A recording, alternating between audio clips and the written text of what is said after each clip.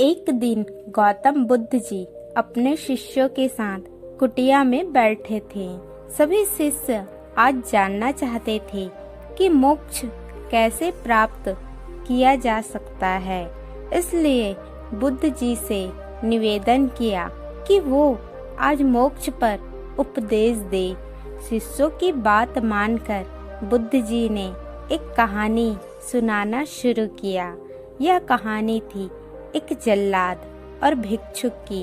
अपने राज्य का मुख्य जल्लाद जिसने बहुत से गुनाहगारों को दंड किया था, अब वह रिटायर होकर राज्य से बाहर एक कुटिया बनाकर अपना जीवन व्यतीत कर रहा था।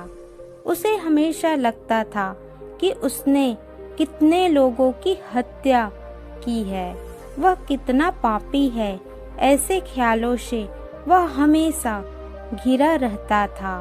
वह अपना सारा दिन पश्चाताप में ही गुजारता था। एक दिन वह रोज की तरह इन्हीं ख्यालों में खोया हुआ खाना खाने के लिए थाली परोस रहा था।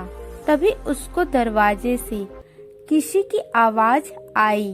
उसने बाहर जाकर देखा तो एक भिक्षुक खड़ा था।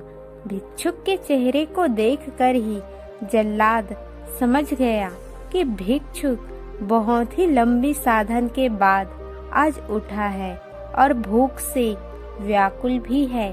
जल्लाद के मन में आया कि जिंदगी भर तो मैंने बस हत्याएं की है, आज मौका मिला है पुण्य कमाने का, तो इसे गंवाना नहीं चाहिए। उसने भिक्षुक को अंदर बुलाया और अपने खाने की थाली उसे दे दी। भिक्षुक खाना देखकर बहुत प्रसन्न हुए। भर पेट भोजन करके भिक्षुक ने जल्लाद से बातचीत शुरू की। जल्लाद ने भिक्षुक को अपने जीवन के सारी कहानी सुनाई।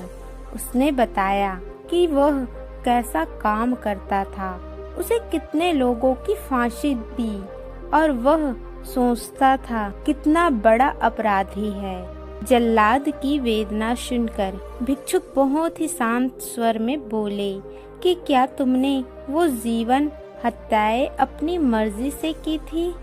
जल्लाद ने कहा, नहीं, मैं तो बस मेरे राजा का आज्ञा का पालन कर रहा था। मेरा कोई भाव नहीं था उन्हें मृत्यु दंड या सजा देने का। तब भिक्षुक ने कहा, तब तुम तो अपराधी कैसे हुए? तुम तो अपने राज्य के आदेशों का पालन कर रहे थे। जल्लाद को एहसास हुआ कि वह किसी गलत काम के लिए जिम्मेदार नहीं या उसका कोई दोष नहीं है।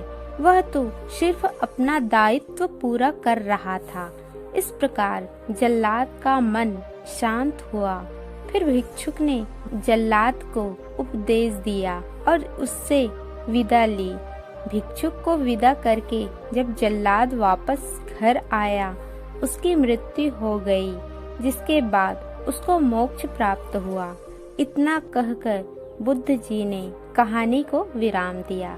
तभी शिष्य बहुत ही आश्चर्य के साथ बुद्ध जी के ओर देख रहे थे। किसी को समझ नहीं आ रहा था कि जिसने इतनी हत्याएं की हो उसे मोक्ष कैसे प्राप्त हो सकता है। तब यह एक शिष्य ने यह दुविधा बुद्ध जी के सामने रखी।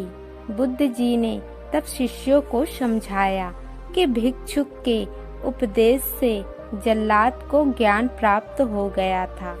जल्लाद के जीवन में पहली बार किसी ने उसे ज्ञान का उपदेश दिया था, इसलिए मृत्यु के बाद उसे मोक्ष प्राप्त हुआ। अपनी बात को विराम देते हुए बुद्ध जी बोले, बिना ज्ञान के 1000 शब्दों का उपदेश भी बेकार है, किंतु जब शांत मन से आदेश का एक शब्द भी सुन लिया जाए तो वह ज्ञान दे देता है और ज्ञान से ही मोक्ष की प्राप्ति संभव है।